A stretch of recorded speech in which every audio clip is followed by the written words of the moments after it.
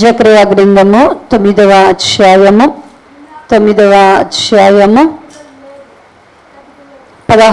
వచన భాగము నుండి చదువుకుందాం. నా జనులు యెహోవా దేశములో కిరీటమందలి రత్నముల వలె ఉన్నారు గనక కాపరి తన మందను రక్షించినట్లు వారి దేవుడైన యెహోవా ఆ దినమున వారిని రక్షించును. వారెంతో క్షేమముగా ఉన్నారు, ఎంతో సొగసుగా ఉన్నారు. ధాన్యము చేత యవ్వనులను, క్రొత్త ద్రాక్షరసము చేత యవ్వన స్త్రీలను వృద్ధి నందుదురు. ప్రార్థించేద్దామండి. స్తోత్రము నాయనా, ప్రేమ నమ్మకమైన తండ్రి, పరిశుద్ధుడా, జీవాధిపతి, నీకే వందనాలు స్తోత్రములు చెల్లిస్తున్నాము నాయనా. యెరూషలేము ప్రార్థనా మందిరమును ప్రేమించి నాయనా, మీ దయచేత నాయనా గడిచిన కాలమంతా కూడా ప్రభువా 2023వ సంవత్సరం అంతయు నీ కృపాక్షేమములను మాకిచ్చి సజీవులుగా మమ్మలను కాపాడి సమస్త బాధలలో, ఇరుకులలో, ఇబ్బందులలో మాకు మీరే తోడయుండి విడిపించి నడిపించి నూతన వత్సరమైన దయా కిరీటాన్ని ఇచ్చారు. ఈ 2024వ సంవత్సరములు నీ మందిరములో నీ సహాయము చేతనైనా మేము నడిపింపబడాలని నీ వద్దకు వచ్చినాము నాయనా. ఎవనికి యాకోబు దేవుడు సహాయము చేయను, ఎవనికి యాకోబు దేవుడు తోడుగా ఉంటారో వారే ప్రభువా నా తండ్రి మేలును క్షేమమును పొందగలరని నీ లేఖనము సాక్ష్యమిచ్చుచుండగా, ఇజ్రాయేలు పరిశుద్ధ దేవ, మాకును కూడా ప్రభువైన యేసుక్రీస్తు ద్వారా మీరు తండ్రిగాను అయ్యా దేవుడుగా ఉన్నందుకు వందనాలు. నీవే మమ్మలను కాపాడువాడవని, నీవే మమ్మలను సంరక్షించు దేవుడవని నమ్ముచున్నాం.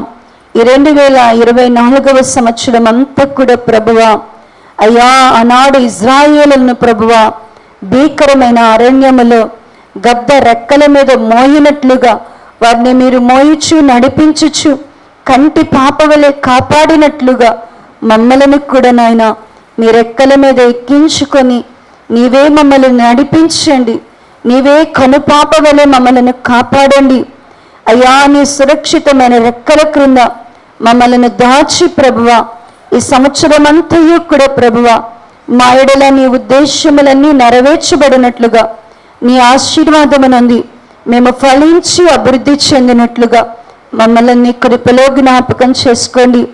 గడిచిన కాలపు బాధలు, వ్యాధులు, రోగాలు అయ్యా, కీడు నష్టములు, అపాయాలన్నిటిలో అయ్యా మీరు మమ్మల్ని కాపాడారు. ఈ సంవత్సరం అవేవీ రాకుండా మాకు కాపరిగా కంచిగా మీరుండమని ఈ సంవత్సరము ప్రభువా నీలో నిలిచి నీ కొరకు ఫలించి నీ సంతోష సమాధానములు కలిగిన వరంగా మేముండునట్లుగా ఆశీర్వదించి నీ వాక్య లేఖన భాగములో నుండి మీరే మాతో మాట్లాడి నీ మాటల్లోని జీవముతో మమ్మల్ని అభిషేకించి నీకు మహిమగా నిలబెట్టమని నజరేయుడును ప్రియరక్షకుడైన యేసుక్రీస్తు నామములో అడిగి ప్రార్థించి పొందినాము తండ్రి, ఆమీన్.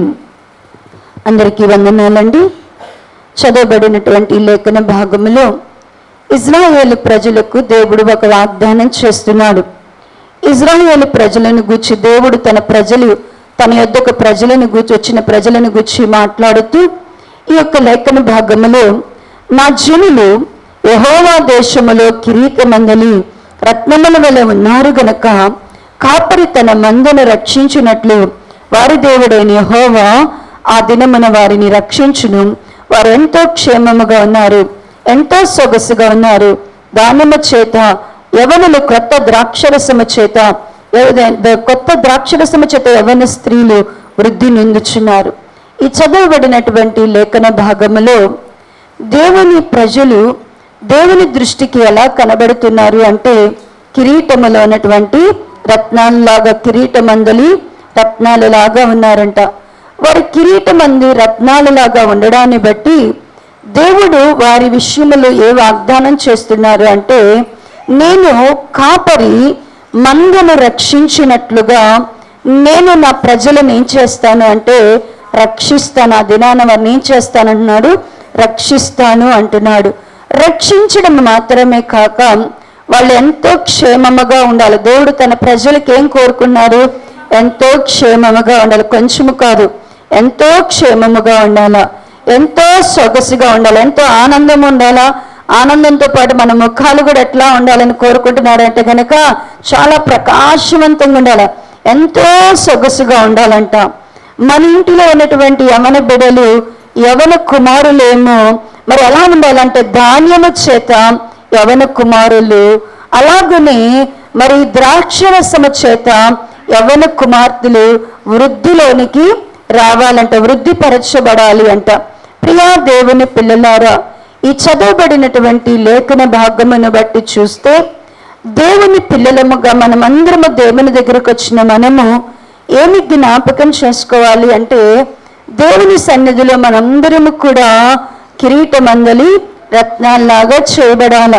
రత్నములలాగా మనము చేయబడాలి అంటే, మనము రత్నాలలాగా దేవుని సన్నిధిలో మనం కనబడాలి అంటే ఖచ్చితంగా దేవుని చేతిలో మనమందరము కూడా చెక్కబడి మలచబడే వారంగా ఉండాలి. మనందరము కూడా ఏం చేయాలంటే రత్నాలలాగా మనం మార్చబడాలి అంటే దేవుని చేతులకు మనల్ని మనము అప్పగించుకోవాలి. ఏం చేయాలంటే దేవుని చేతులకు మనల్ని మనం అప్పగించుకోవాలి. అయ్యా, నీ జీవితంలో క్షేమాన్ని నువ్వు చూడాలా, నీ జీవితంలో సంతోషాన్ని కావాలా, నీ జీవితంలో మరి నీ పిల్లలు వృద్ధిలోనికి రావాలి అంటే ఖచ్చితంగా అది ఎవరు తీసుకురాగలరంటే దేవుడు, నా తండ్రి యేసుక్రీస్తు ప్రభు మాత్రమే తీసుకురాగలడు. ఆయన్ని కాపరిలాగా ఉంటేనే అది సాధ్యము అని చెప్తున్నాడు. ఆయన మనకి కాపరిలాగా ఉండి ఈ ఆశీర్వాదాలన్నీ మనకి ఇవ్వాలి. ఈ ఆశీర్వాదాలన్నీ మనకి ఇవ్వాలి అంటే కనుక మనం ఏం చేయాలి అంటే రత్నాలలాగా దేవుని సన్నిధిలో చెక్కబడాల. రత్నాలు ఎలాగునా సానపెట్టబడి చెక్కబడి దానికి మెరుగు చేయబడి అవి అమర్చబడతాయో, దేవుని పిల్లలమైనటువంటి మనల్ని కూడా దేవుడు ఏం చేస్తాడు అంటే కనుక తన ఆత్మ చేత, తన వాక్యము చేత, తన ఉపదేశము చేత మనల్ని కూడా దేవుడు ఏం చేస్తాడు అంటే కనుక చెక్కుతూ ఉంటాడు. అందుకని ఒక వ్యక్తి ఆశీర్వదింపబడాలంటే, ఈ స్థలంలో క్రొత్త సంవత్సరం చాలా మంది వస్తున్నారు, ఈ సంవత్సరం మా జీవితంలో బాగుండాలి, మనం ఎంతో క్షేమముగా సొగసుగా మన బిడ్డలు వృద్ధిలోకి రావాలి అంటే ఖచ్చితంగా మనము దేవుని చేతులు ఏం చేయబడాలా, మరి రత్నాలలాగా మలుచబడాల. రత్నాలను సానబెట్టినట్లుగా దేవుని చేతులు మనం కూడా ఏం చేయబడాలా, సాన పెట్టబడాల, దేవుని చేతులు మలచబడాల. ఒక వ్యక్తి జీవితంలో ఆశీర్వాదము అనేది కావాలి అంటే ఖచ్చితంగా ఆశీర్వాదం అనేది దేవుడు ఆశీర్వదించే ముందు ఆ వ్యక్తి జీవితంలో ఎలాంటి కార్యాన్ని చేస్తాడంటే, చూడండి ప్రియులారా, కీర్తనల భాగము 65వ అధ్యాయము, కీర్తనల భాగము 65వ అధ్యాయము, కీర్తనల భాగము 65వ అధ్యాయము 9వ వచన భాగము నుండి చదవండి. తీసారమ్మా, 484 పేజీ, 484వ పేజీ పాత నిబంధన కీర్తనల భాగము 65వ అధ్యాయము 9వ వచన భాగము నుండి. నీవు భూమిని దర్శించి దాన్ని తడుపుచున్నావు, దానికి మహదైశ్వర్యము కలుగు చేయుచున్నావు. దేవుని నది నీళ్లతో నిండి ఉన్నది. నీవు భూమిని అట్లు సిద్ధపరిచిన తర్వాత వారికి ధాన్యము దయచేయుచున్నావు.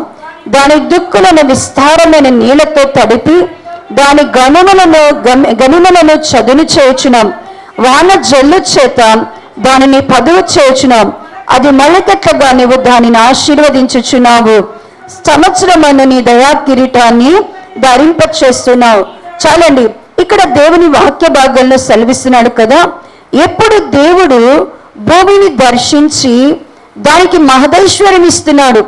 దేవుడు ఒక వ్యక్తి జీవితంలో ఆశీర్వాదాన్ని ఎప్పుడు ఇస్తున్నాడంటేనంట, అది మొలకెత్తగా దేవుడు దాన్ని ఏం చేస్తున్నాడంట, మొలకెత్తాల. ఎవరైనా కూడా ఏం చేయాలా, మొలకెత్తినప్పుడే దేవుడు దాన్ని ఆశీర్వదిస్తాడు. మొలకెత్తడానికంట, ఒక విత్తనము మొలకెత్తడానికంట భూమిని నీళ్లతో తడుపుతూ అంట దేవుడు అంట భూమిని ఏం చేస్తున్నాడంట, తడుపుతుంది. మొదట నీళ్లతో తడిపి దాని గనిమలను అంటే ఏం చేస్తున్నాడంట, శోధన చేస్తున్నాడంట. తర్వాత వాన జల్లు చేత దానికి ఏం పెడుతున్నాడంటే దేవుడు పదును పెడుతున్నాడంట. ప్రియులారా, మన జీవితాలలో కూడా మన ఇష్టానుసారంగా మనం ఉంటామంటే దేవునిలోని ఆశీర్వాదము, క్షేమాన్ని మనం చూడలేము. దేవుడు మనల్ని క్షేమంగా ఉంచాలా, మనం ఎంతో సంతోషంగా మన ముఖాలు కనబడాలా, మన ఇంట్లో బాధలు తొలగిపోవాలా, మన పిల్లలు వృద్ధిలోనికి రావాలి అంటే ఖచ్చితంగా దేవుని పిల్లలు మనం ఎలా ఉండాలి అంటే కనుక దేవుని చేతిలో సానబెట్టేవారంగా, భూమిలాగా చదును చేయబడాలి. మనలో ఉన్న చాలా కోపాలు, చాలా మంది తల్లిదండ్రులుగా శపించేవారుగా ఉంటారు, తల్లిదండ్రులుగా బాధ పెట్టేవారుగా ఉంటారు, ప్రార్థన చేయని వారుగా ఉంటారు. తల్లిదండ్రులుగా ఇంటిలో ఉండి కూడా ఏం చేస్తారు అంటే పిల్లలంటే చాలా ప్రేమ ఉంటుంది, కానీ చిన్న కోపం వస్తే పిల్లలనే కానీ కుటుంబమనే కానీ అందరిని కూడా ఏం చేస్తారు, శపిస్తూ ఉంటారు, మాదిరికరంగా ఉండరు. వీళ్ళే ఇష్టానుసారంగా డబ్బులు ఖర్చు పెడతారు, పిల్లలకి పొదుపు చేయమంటారు. ఎలా సాధ్యమవుతుంది ఇది? తల్లిదండ్రులంగా దేవుడు మన కుటుంబాలను ఆశీర్వదించాలంటే మొదట మనం ఏం చేయబడాలి అంటే చదును చేయబడాలా, సానపట్టబడాలా. దేవుడు అంట నీళ్ళ చేత దానికి ఏం చేస్తున్నాడంట, పదును పెడుతున్నాడంట. ఏం చేస్తున్నాడంట, పదును పెట్టి భూమిని సిద్ధపరిచి అప్పుడు నీ ప్రార్థన, నీ మాట, నీ ఆశైన విత్తనాలను వేస్తే అప్పుడు దేవుడు దాన్ని ఏం చేస్తున్నాడంట, మొలకెత్తంగానే ఏం చేస్తున్నాడంట, ఆశీర్వదిస్తున్నాడు. ఒక వ్యక్తి ఆశీర్వదింపబడాలా, ఒక వ్యక్తి జీవితంలో దేవుడు ఆశీర్వాదం కావాలి అంటే ఖచ్చితంగా నిన్ను నీవు దేవుని సన్నిధిలో సిద్ధపరచుకో. అప్పుడు నువ్వు ఆశీర్వదింపబడతావు. నీలోని ఆశీర్వాదము నీ కుటుంబం మీదకి వస్తుంది, నీలోని ఆశీర్వాదము నీ పిల్లల మీదకి వస్తుంది, నీలోని ఆశీర్వాదము వారి పిల్లల మీదకి కూడా వస్తుంది. అలా ఉండుట కొరకే దేవుడు నిన్ను ఆశీర్వాదకరంగా ఉండడం కొరకే దేవుడు నిన్ను తన కృప చేత ఏర్పాటు చేసుకొని ఉన్నాడు. ఇప్పుడు దేవుని వాక్యములతో ఈ యొక్క జకర్యా 9వ అధ్యాయంలో అంటాడు కదా 16వ వచనంలో, మంద అంటే కాపరి తన మందను రక్షించున్నట్లుగా నేను వారిని ఏం చేస్తానంటున్నాడు, రక్షిస్తాను అంటున్నాడు. దేవుడు ప్రియులారా ఈ సంవత్సరంలో నువ్వు ఆశీర్వాదింపబడాలనేది దేవుడి ఉద్దేశము. అందుకొరకు దేవుడు నిన్ను చదును చేయడానికి, నిన్ను సానపెట్టడానికి, నిన్ను పదును చేయడానికి నిన్ను సిద్ధపరుస్తున్నాడు. సిద్ధపడు. రెండవదిగా ఆయన నీకు కాపరిగా ఉండడానికి ఇష్టపడుతున్నాడు. ప్రియులారా చాలా మందికి దేవుణ్ణి కాపరిగా చేసుకోవడం నేర్చుకోవాలా. దేవుడు కాపరిగా ఉంటేనే, ఎవరికైతే యేసుక్రీస్తు ప్రభు వారు కాపరిగా ఉంటారో వారి జీవితాలలోనే అద్భుతాలు జరిగి ఉన్నాయి. చూడండి, కీర్తనలు 23వ అధ్యాయము, కీర్తనల భాగము 23వ అధ్యాయం, కీర్తనల భాగము 23వ అధ్యాయం మొదటి వచ్చిన భాగము నుండి చదివితే, యెహోవా నా కాపరి, నాకు లేమి కలుగదు, పచ్చిక గల చోట్ల ఆయన నన్ను పరుండ చేయుచున్నాడు, శాంతికరమైన జలముల యొద్ద నన్ను నడిపించుచున్నాడు, నా ప్రాణమునకు ఆయన సాగదీర్చున్నాడు, తన నామమును బట్టి నీతి మార్గములో నన్ను నడిపించుచున్నాడు, గాఢాంధకారపు లోయలలో నేను సంచరించినను ఏ అపాయమునకు భయపడను, నీవు నాకు తోడయుందువు, నీ దుడ్డుకరియు నీ దండము నన్ను ఆదరించును, నా శత్రువు ఎదుట నీవు నాకు భోజనము సిద్ధపరచుదువు, నూనెతో నా తలాంటి ఉన్నావు, నా గిన్నె నిండి పొర్లుచున్నది, నేను బ్రతుకు దినములన్నయు కృపాక్షేమములు నా వంట వచ్చును, చిరకాలము యెహోవా మందిరములో నేను నివాసము చేసేదని అన్నాడు. చూడండి, దేవునిని కాపరిగా మనం కలిగి ఉంటే, దావీదు గారు తండ్రి యొక్క దేవునిని ఏం చేసుకున్నాడు అంటేనంట, కాపరిగా ఆయన కలిగి ఉన్నాడంట. దేవుడు ఆయనకి కాపరిగా ఉన్నాడు కాబట్టి చెప్తున్నాడు, యెహోవా నా కాపరి అన్నాడు. ఆయన కాపరిగా ఉన్నాను కాబట్టి నా జీవితంలో నాకేది తెలియదు అని చెప్తున్నాడు. నా జీవితంలో ఏది సంభవించదు అంటున్నాడంటే లేమి నాకు కలుగదు. ప్రియులారా, ఈ సంవత్సరము దేవుని నువ్వు అడగాల్సినది ఏంటి అంటే, దేవా ఈ సంవత్సరం అంతా కాపరిగా నన్ను రక్షించు. ఆయన రక్షించి, ఆయన కాపరిగా నిన్ను రక్షిస్తే నువ్వెంతో క్షేమంగా ఉంటావు, ఎంతో సొగసుగా నువ్వు ఉంటావు, నీ పిల్లలు ఎంతో వృద్ధిలోనికి వస్తారు. ఆయన నీకు కాపరిగా లేకపోతే నీ ఆశీర్వాదాలన్నీ కూడా చెదిరిపోతాయి. నువ్వు సంపాదించినంత కూడా దుష్టుడు లాక్కొని వెళ్ళిపోతాడు, పాడైపోతాయి. అలా నువ్వు ఉండకుండా దావీదు గారు అంటున్నాడు, నాయన నాకు ఆయనకు యెహోవా దేవుడిని నేను కాపరిగా చేసుకున్నాడు. ఆయన నా కాపరి కాబట్టి నాకంటూ ఏమి జరగదు, లేమి అనేది నాకుండదు అంటున్నాడు. ఆయన నన్ను ఎప్పుడు కూడా ఎక్కడికి నడిపిస్తాడు. నా బ్రతుకు ఎక్కడ ఎలా ఉంటుంది అంటే పచ్చిక గల చోట్ల. ఆయన నన్ను ఎక్కడ పడుకోబెడతాడు?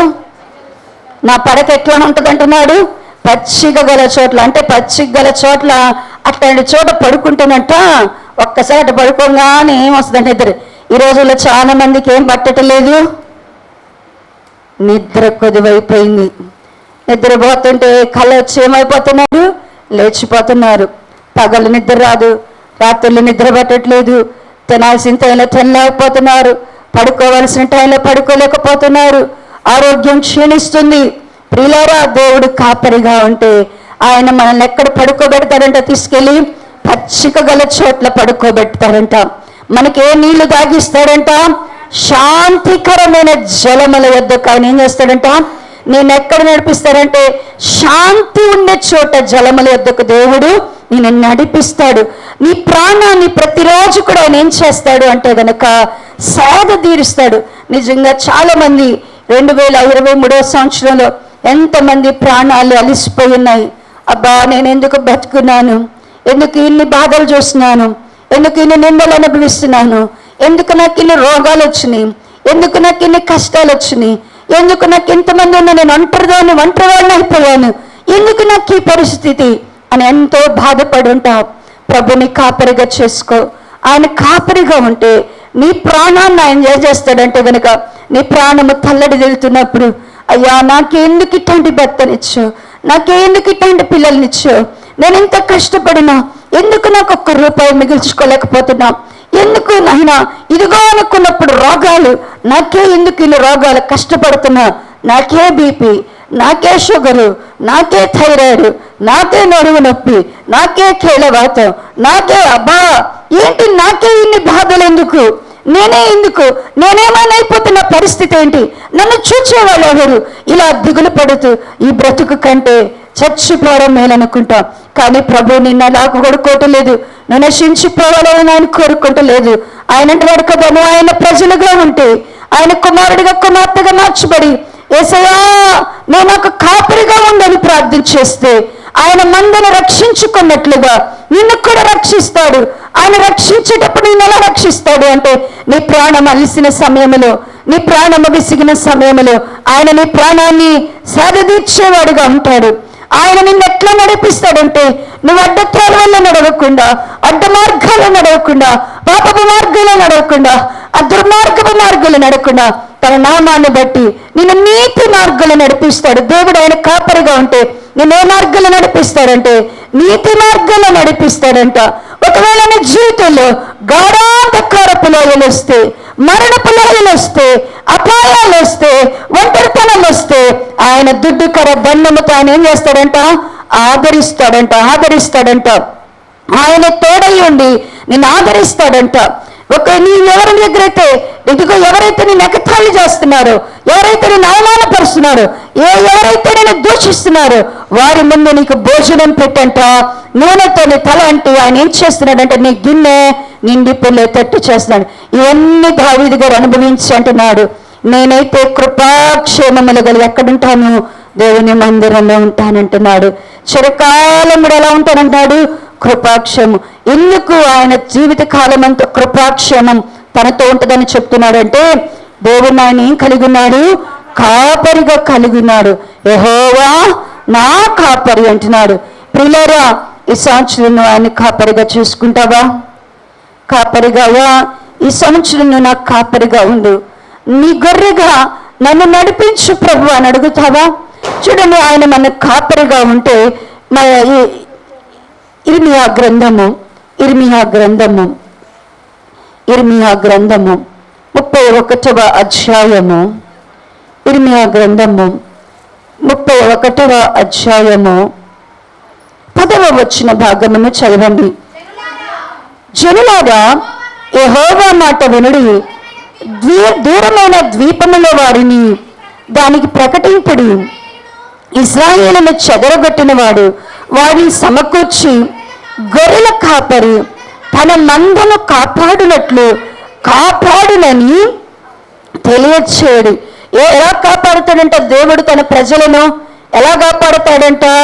గొర్రెలను కాపరి ఎలా కాపాడుకుంటాడో, మందలో ఉన్న గొర్రెలను కాపరి ఎలా కాపాడుకుంటాడో నేను కూడా నా ప్రజలను ఏం చేస్తానంటున్నాడు దేవుడు?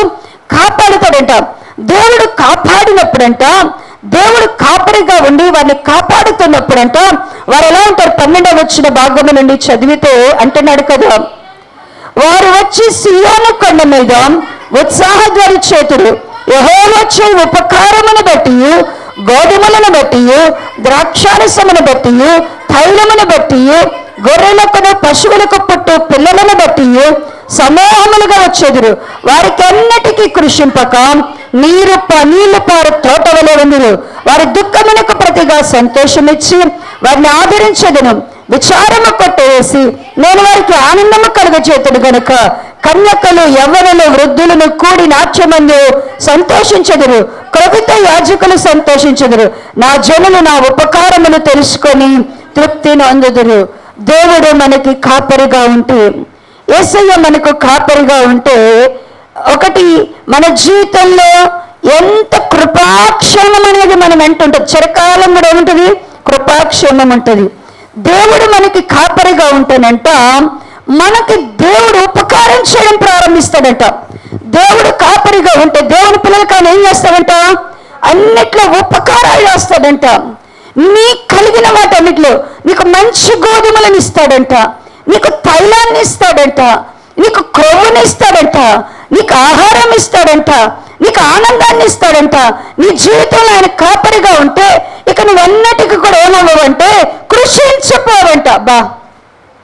దేవుడు కాపరిగా కలిగిన జనులు ఏమవ్వరు అంటే కృషించిపోరంట.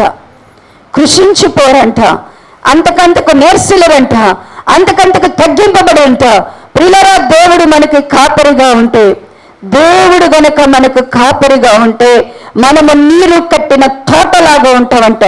ఎప్పుడు ఉబ్బుకొచ్చుండేటువంటి నీటి బుగ్గలాగా ఉంటామంట.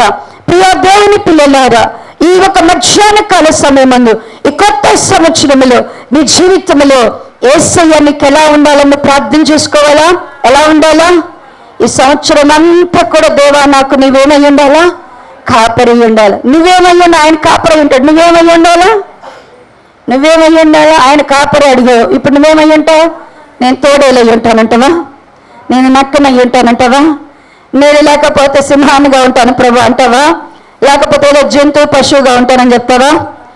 ఆయన కాపరిగా ఉంటే మనందరము కూడా ఏమై ఉండాలి అంటే ఆయన మేపేడి గొర్రెలమై ఉండాలి. ఆయన కాపరిగా ఉండాలంటే మనం ఏమై ఉండాలా? ఆయన మేపేటువంటి గొర్రెలంగా ఉండాలా.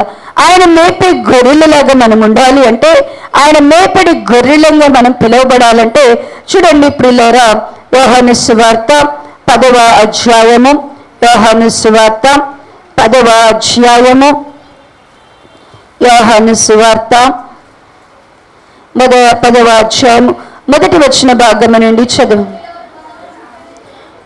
గొర్రెల దొడ్డిలో ద్వారమున ప్రవేశింపక వేరొక మార్గమున ఎక్కువాడు దొంగయు దోచుకునివాడు అయినాడు. ద్వారమున ప్రవేశించువాడు గొర్రెల కాపరి, అతనికి ద్వారపాలకుడు తలుపు తీయును. గొర్రెలు అతని స్వరము వినును. అతడు సొంత గొర్రెలను పేరు పెట్టి పిలిచి వాటిని వెలుపలకు నడిపించును.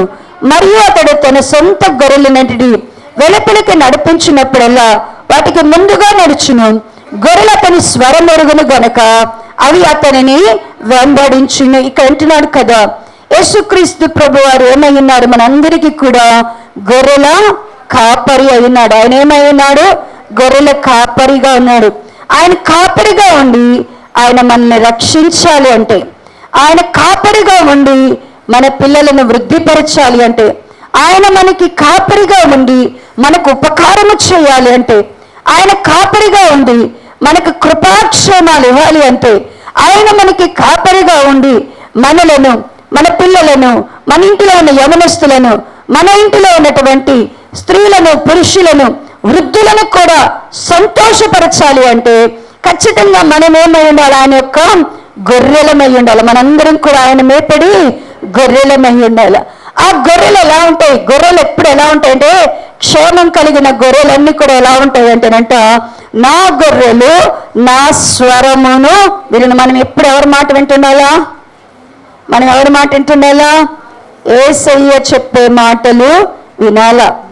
యేసయ్య ఏం చెప్తున్నాడు?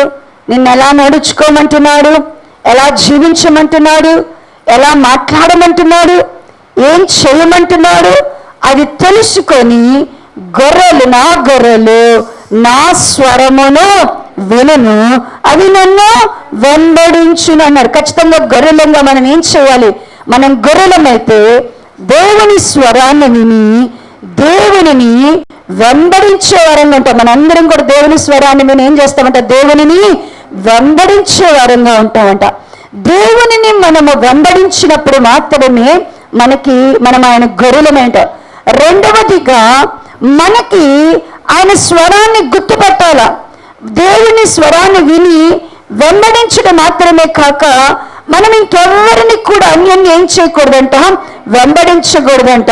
ఇప్పుడు మనం ఏం చేయాలి? గొర్రెలముగా ఆయన స్వరాన్ని విని ఆయన మన కొరకు ఒక తోటను, ఒక దొడ్డుని ఏం చేశాడంటేనంట, సిద్ధపరిచాడంట.